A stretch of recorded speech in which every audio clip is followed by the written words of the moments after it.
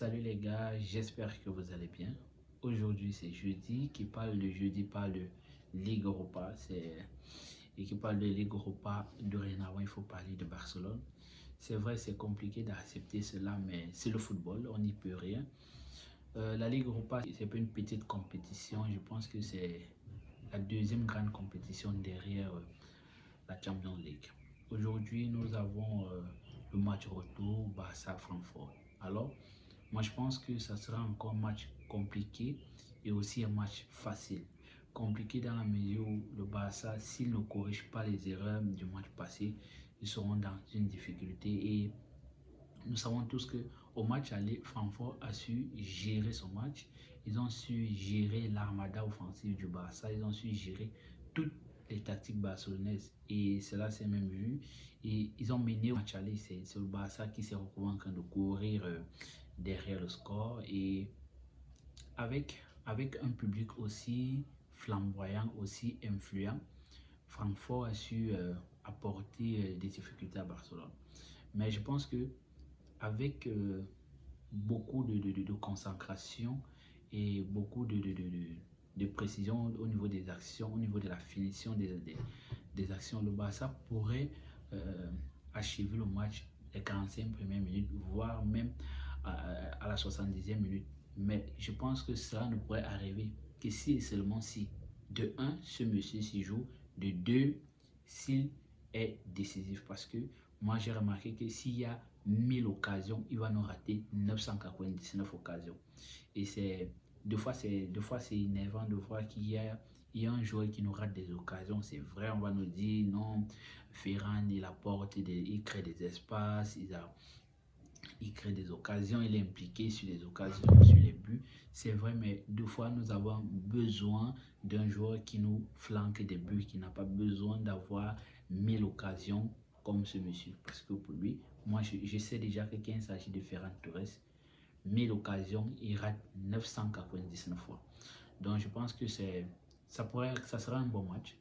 Et il ne faudrait pas que le Barça se fasse piéger par cette équipe.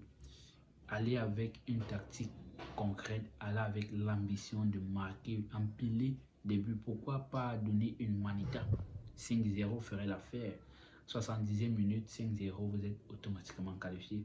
Donc je pense que le Barça peut le faire avec la dynamique, avec la mentalité qu'ils ont depuis pratiquement 3 mois. Parce que vous savez, une équipe qui parvient à gagner un match après avoir concédé 3 pénaltys, c'est une équipe ayant déjà une mentalité de guérir, une mentalité de gagnant en fait. Donc moi je pense que ce match pourrait être possible si le Barça parvient à concrétiser ses actions, parvient à avoir une finition impeccable.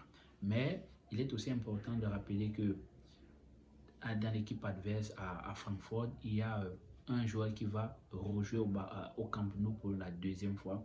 Il s'agit de Kevin Trapp.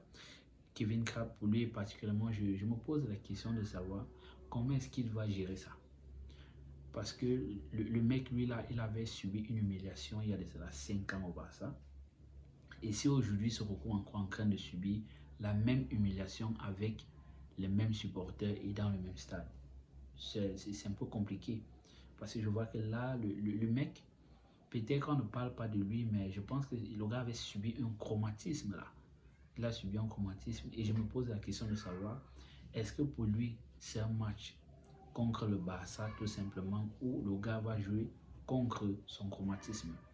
C'est vrai, la chance qu'il a, c'est que ce Cryo, s'il ne sera plus au stade, et cet assassin, si c'est Roberto, lui ne sera plus au stade parce que c'est Roberto qui avait accordé la victoire au Barça. C'est vrai, ce n'était pas la Ligue Europa, c'était la Champions League, mais il rejoue dans le même stade.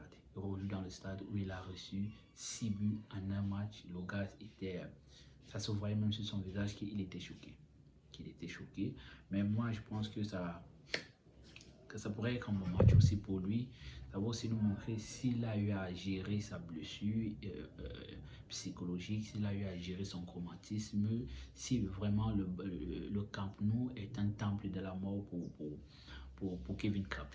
Alors, mais quand je vois le match et je pourrais donner une suggestion à vie s'il pourrait nous aligner un Pierre-Emerick Aubameyang ou un Dembélé ou un Adama Traoré, parce que c'est vrai que Adama Traoré lui aussi n'est pas vraiment décisif comme Torres, mais s'il essaie un peu de faire une rotation pour pouvoir percuter directement la défense allemande. Sur ce, j'attends vos commentaires, j'attends vos pronostics sur le match, et aussi n'oubliez pas de vous abonner, d'activer la cloche de notification et pour pouvoir être informé de l'apparition de chacune de mes vidéos. Nous sommes pratiquement à 3 heures du coup d'envoi. Alors, on se retrouve plus tard. Allez, yo tout le monde.